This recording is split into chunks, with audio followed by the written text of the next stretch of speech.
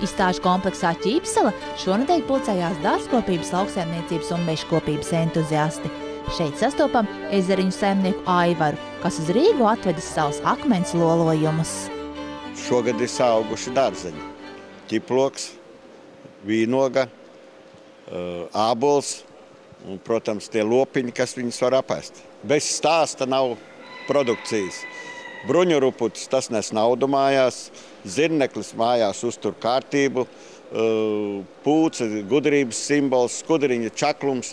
Mēs katram varam, tur man veikaliņā pie katra dzīvnieka ir meitenes pielikuši kaut kādu stāstu. Viņš, protams, garāks, es te tā ātri nosaucu tās pašas galvenās īpašības. Idejas nāk no tā paša augstākā un caur mūzām. Ja nav mūza, tad nav ideja.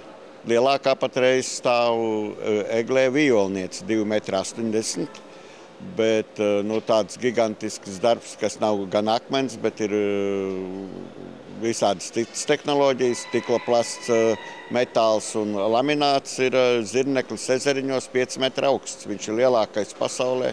Mūsu lielie darbi, tie jau braukā tagad pa visu pasauli. Šobrīd patreiz gatavoja cūku uz Barcelonu. Arī tā kā viens darbs taisās braukt uz Šveici. Nesen aizbrauc uz Vāciju. Tagad mums ir jaunais trošu zāģis, tā kā mēs izzāģēt varam kolonu. Šie krēsli ir zāģēti visu uz trošu zāģi, tā jau ir tehnika, un mēs tikai esam pulējuši. Tā kā tagad mūsu lozungs skan tāds: atved savu akmeni, mēs viņu sazāģēsim.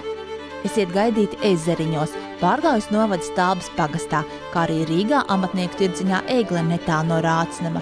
Un noteikti ieskatieties arī mājaslapā www.ezerini.lv.